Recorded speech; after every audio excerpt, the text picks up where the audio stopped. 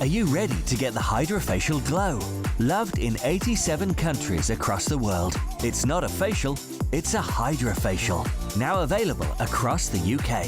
Visit hydrofacial.co.uk to find your nearest location. I took as my guest Dudley Moore. We hit the red carpet and the whole crowd started screaming and yelling, and I turned to him and said, "It's amazing, you've still got it. You know, they love you."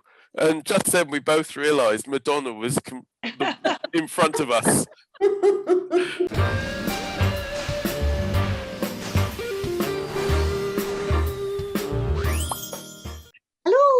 Hello. Friday fun day. What news, y'all?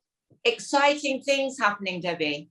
I have, yes. So I've flown into your nest very quickly because after this I will be flying off to Ireland to do a TV job, one of those nice ones where I stay in somewhere luxurious, and that's where we're filming.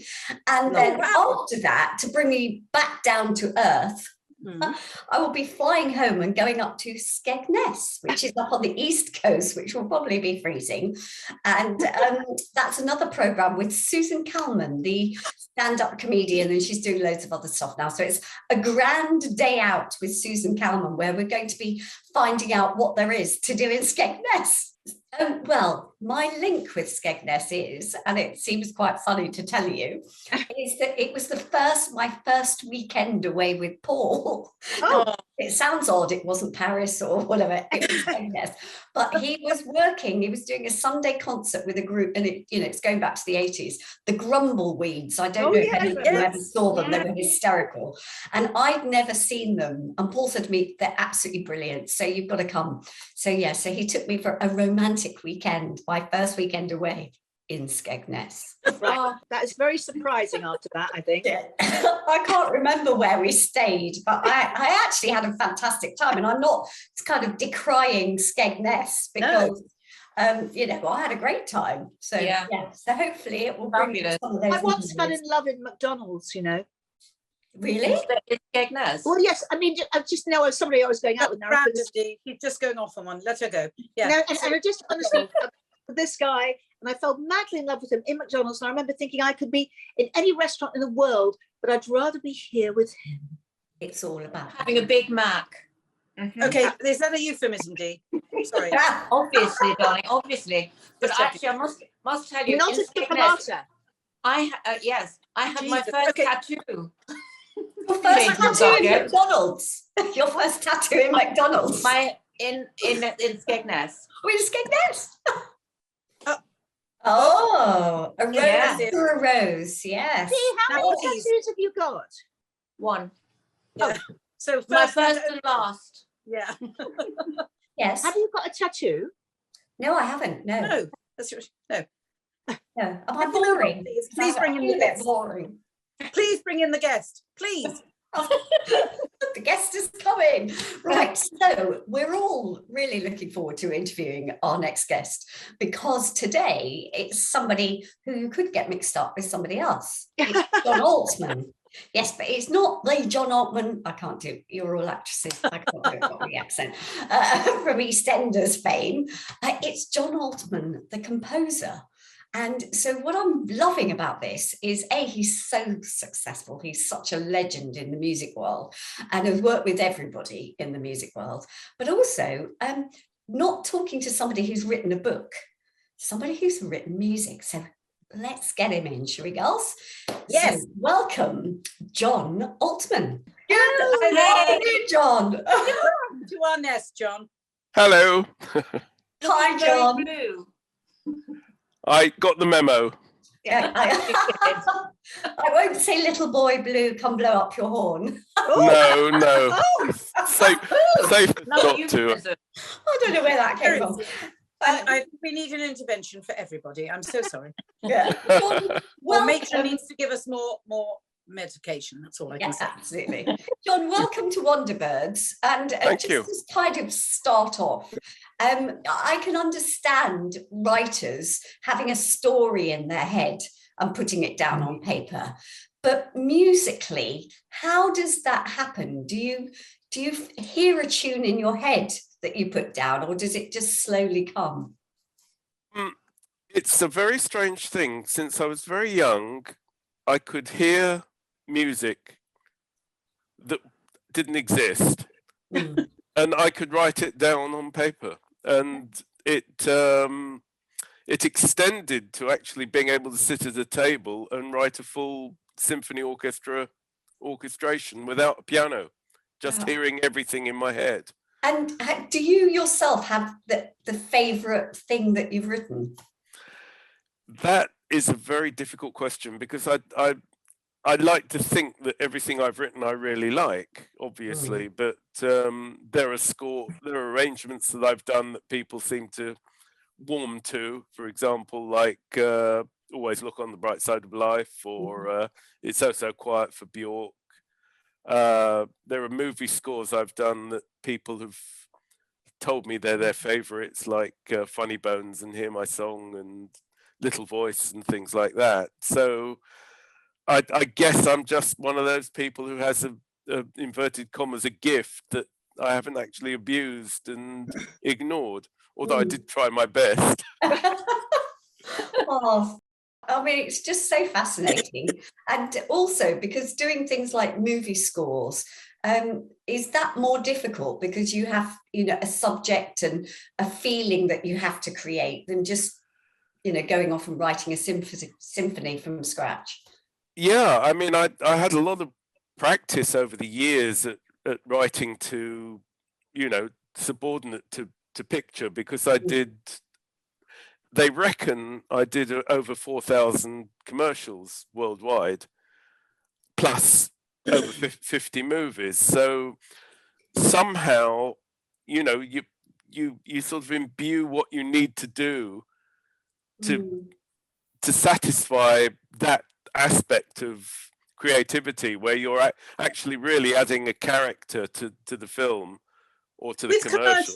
With commercials, John, that's very prescriptive. You have a very short amount of time promote the product and underscore that. So that's very condensed, isn't it, compared to a bigger story? It is, but what it does, it gives you the discipline to actually go straight to the point of what the film, whether it's a commercial or a movie, is actually saying or wants to say.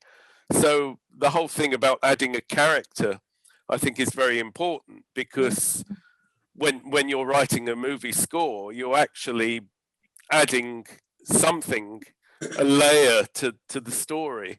And you're actually doing the same thing when you're doing commercials. And I mean, it's no real surprise that the people I did a lot of commercials with were people like Ridley Scott and Hugh Hudson and Alan Parker, Tony Scott, John Frankenheimer, and a lot of the younger directors as well as being people like David Bailey and Terence Donovan and Duffy, the great photographers that era.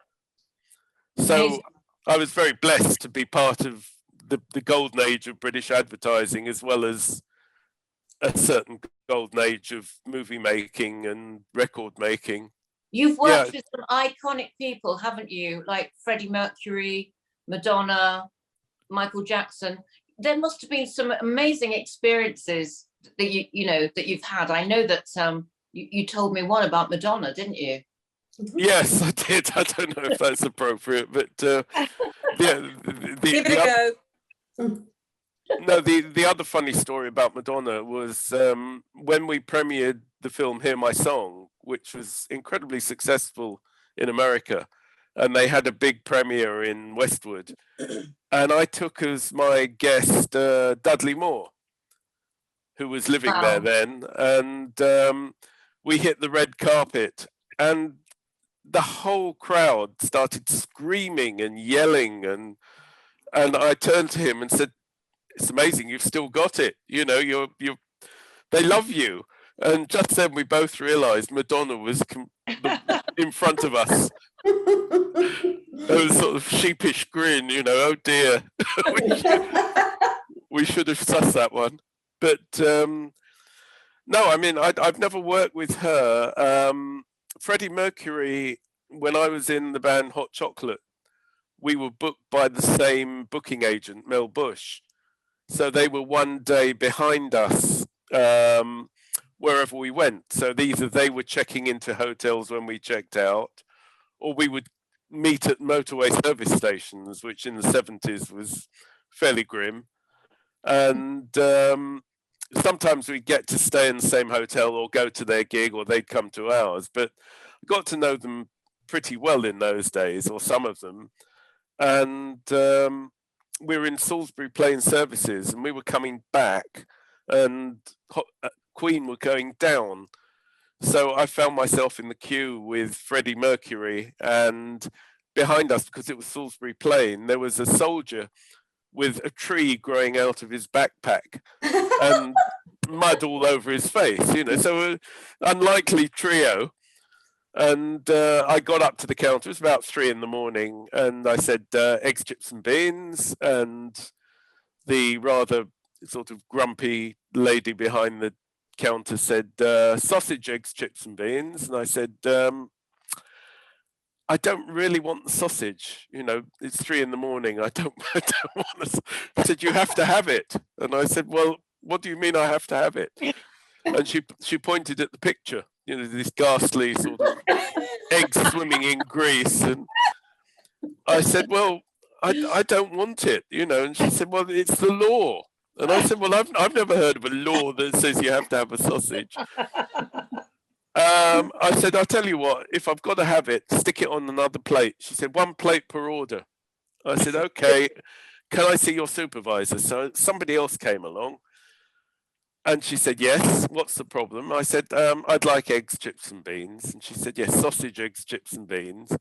And I went through the whole thing again. And she said, you have to have it. And I said, well, put it on my plate and it's going straight in the dustbin. She said, you can't do that.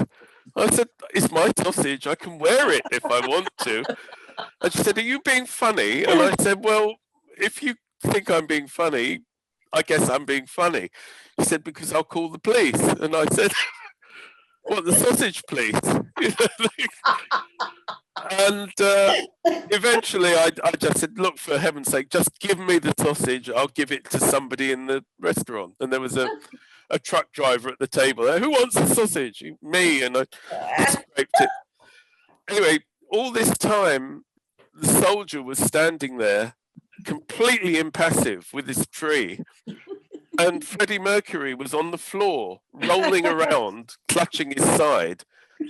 And whenever I saw him thereafter, and you won't get this in Freddie Mercury books, I would creep up behind him and say, eggs, chips and beans. He wouldn't look round, but he'd suddenly he'd go, sausage, eggs, chips and beans. And I'd go, I don't want the sausage. You have to have it, it's the law. And we'd do this whole routine and nobody would know what on earth we were on about. A wonderful story. That is such a funny story. How long were you in Hot Chocolate for? Were you part of the original band, John? No. I joined in 75 as an on-the-road addition. A lot of bands in those days would have, they still do, they'd have extra musicians for live appearances.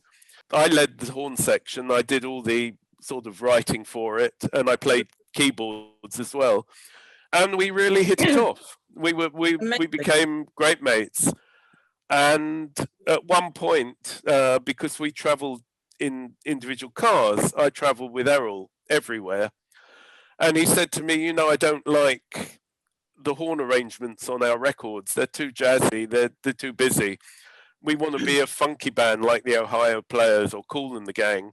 And I said, well, look, I'll rewrite them if you want, which I did. And they loved it. So I'd sort of established myself as an arranger while I was with them. You're a composer and you arrange different music for shows. When I grew up in LA, my mum was a screenwriter and we lived with my cousin Maurice Stoloff, who was wonderful, yes. Yeah, director of Columbia Pictures, 3 Oscars, all that job. And he was always playing the violin around the house and things. But he was one of the people who found Frank Sinatra and did his arrangements. Yeah. Latest, you probably knew him. But what is it like when you you're not just composing things, but you're then rearranging music that can be iconic music from somebody else to fit in with something. How is that? Because, as you said, people love your arrangements and things. How do you change music or arrange it? How does that work? Well, there's a distinction that most people don't actually get, which is between composing, arranging, and orchestrating. Yeah. And not to bore anybody, but the simple answer is orchestrating is taking a piece of music from a composer with a very strict guideline of what is wanted. So someone like John Williams will hire an orchestrator who's basically a musical secretary, who's just fleshing out what they've written in shorthand. An arranger is slightly different. An arranger will take the basic theme or music and put their own interpretation onto it. For example, I arranged part of No Time to Die for Hans Zimmer, which involved basically adding all the brass to what was already written. That's not orchestrating, because he would have just given me, what he wanted, and I would have fleshed it out. Yeah. And I haven't done that for a long, long time. But as an arranger, you're taking a basic song or piece of music and then putting basically what's heard by the public into operation. So things like the beginning of Tears of a Clown is the arrangement. Things like Sweet Caroline, ba, ba, ba, that's the arrangement. That's not the song.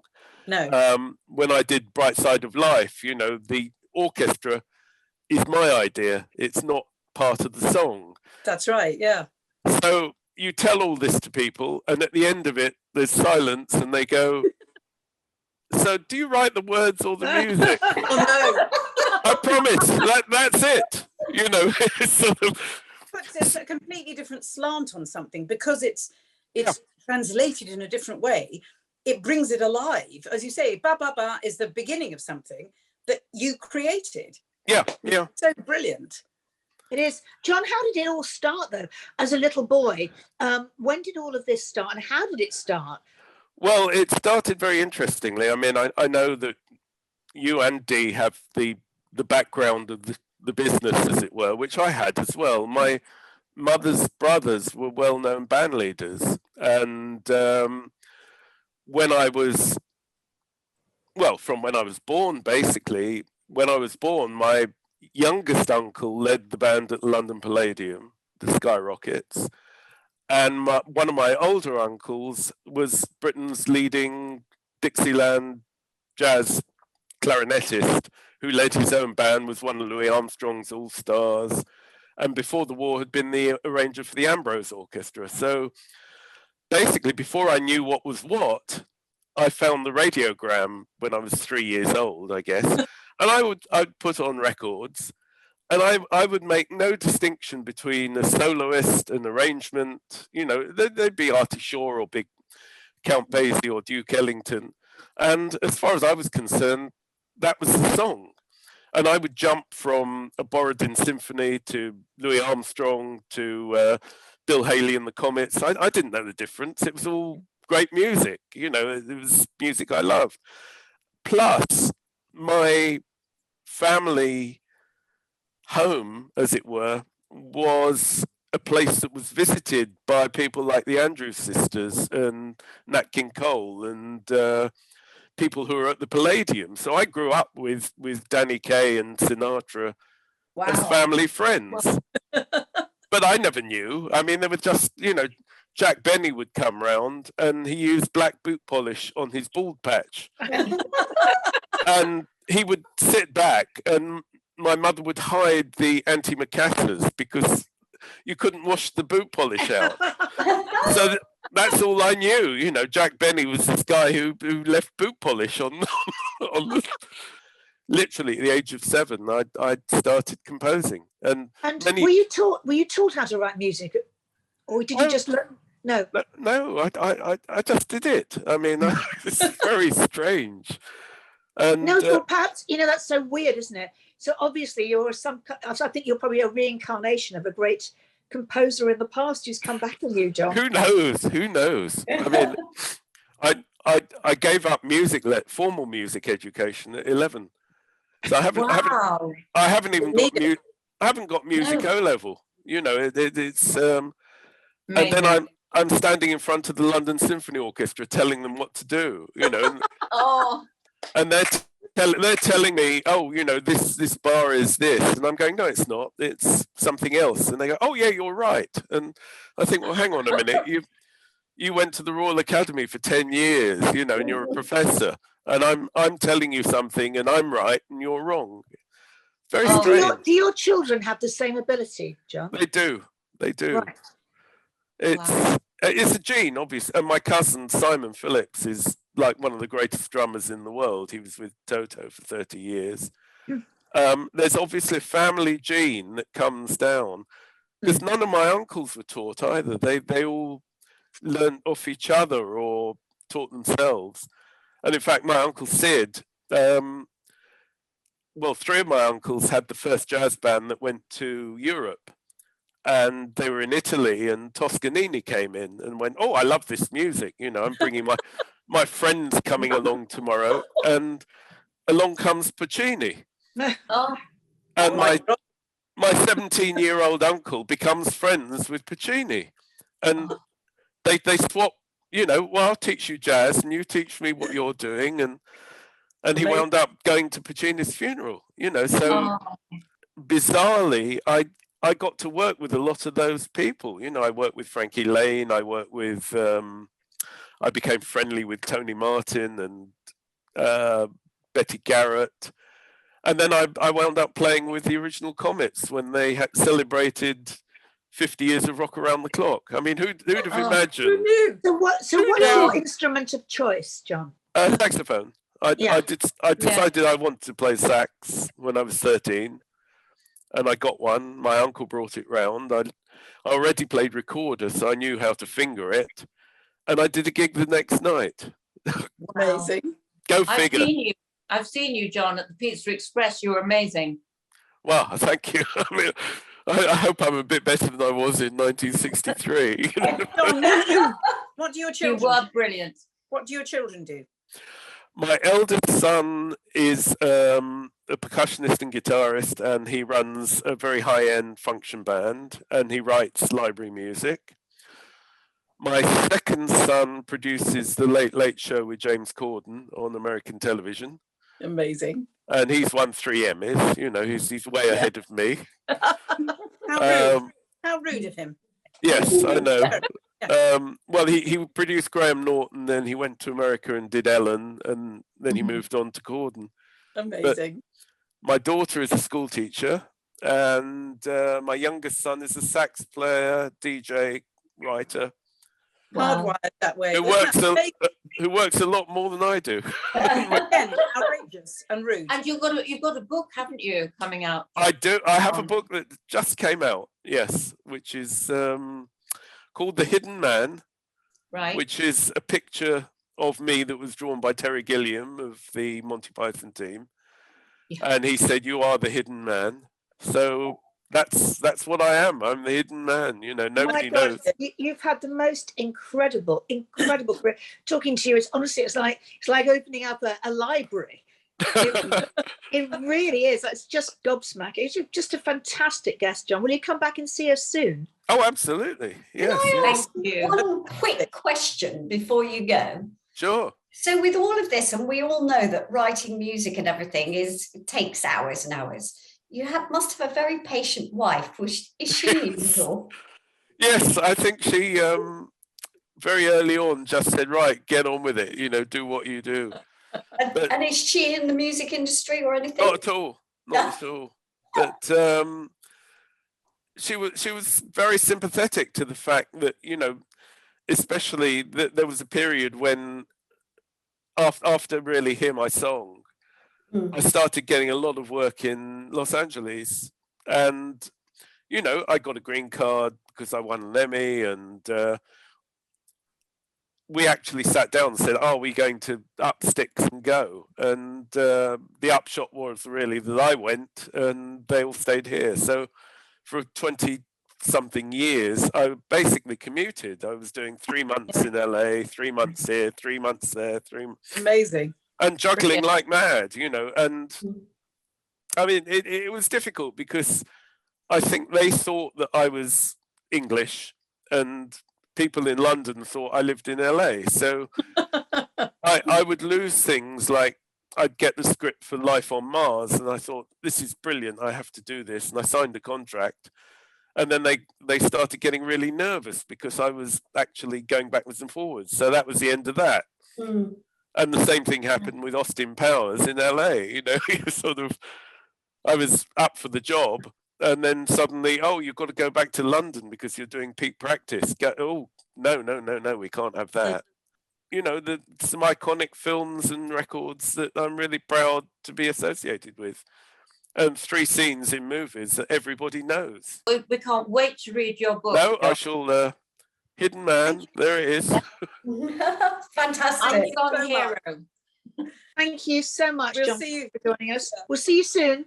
My You're not pleasure. getting any more. Just Bye. saying. You're not getting any more. Take care. Bye. Bye. Bye. Debbie, can I ask you, that must have been quite a similar thing for you growing up with your dad, with music all the time. Yeah, I think so, probably. I mean, as you have, and as Dee had as well. I think we all sort of were just, you know, I've often said to somebody, if they could cut my arm off, it would say show business, and you know, like a stick of rock. But did you have a theatrical upbringing, Debbie? No, not at all. My granddad was Canadian and said he'd been in a movie, and we found out he was an extra in some cowboy movie. He's got one picture. He was very, very good looking. He looked similar to Clark Gable. My mum's mum and dad were both very good looking people, but not at all. But it's a funny thing, but there was nothing else I wanted to do from as early as I can remember. You know, I've always loved show business and still do. If I've got a night off, you know, I'll go and see a play or a musical or the cinema. You know, that's my passion, is still show business. And I feel like you, Debbie, it's just, you know, my blood is show business. So it's a weird thing that I didn't have anybody. I don't know where it came from. But yeah, just always there. It's so funny, because I don't think it matters whether you're born into it or whether it's part of how you're hardwired. There is no choice. You have to do it. It was I've wonderful. never heard of anyone like John Altman, who literally started writing music like Mozart, really. Yes, I In know. his head. Absolute genius. I mean, it's just amazing to hear all the stories. I mean, he really is an unsung hero, isn't he? Yeah. You know, So funny. and he's very modest. That's what you find when you speak to him. He's, you know, and I went to see his performance as well, and he's just like very, I say ordinary, but you know, he's extraordinary as well. Yes. Really amazing. You know, how lovely to be able to pick up an instrument and play it. Yeah. I mean, where does that come from? It's just, Yeah. who's barking? That's Honey. She obviously Debbie, wants something thank you for sweet. coming this week. It's been so lovely seeing you. Oh no, and all of you too. It's been my absolute pleasure. Anytime. I want to give you a big snuggle. A snuggle. Me too. Oh, okay, darling. Thank you so much. Have a See you great time soon. in Ireland, and we'll Thank see you you. soon. All right, darling. Bye. Bye. Darling.